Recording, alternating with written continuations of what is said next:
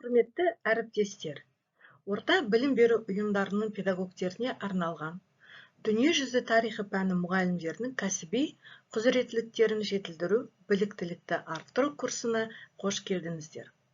Бұл бағдарлама сіздің кәсіби дамуыңызға, заманауи әдістерді меңгеруге және оқушыларға сапалы білім беруге бағытталған. Бұл курстың басты мақсаты тарихты оқытудың заманауи әдістерін меңгеру, цифрлық дағдыларды дамыту және ұлттық және жаһандық құндылықтарды дәріптеу.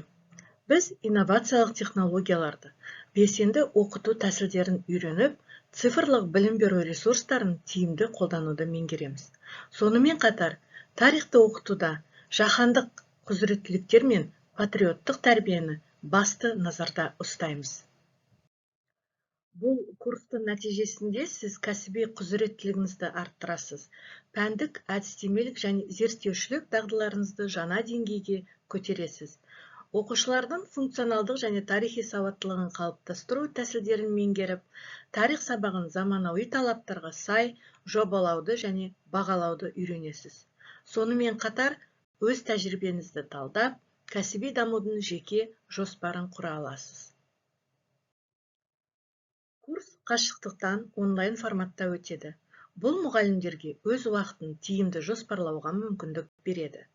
Бағдарлама соңында аралық және қорытынды аттестаттау жүргізіледі.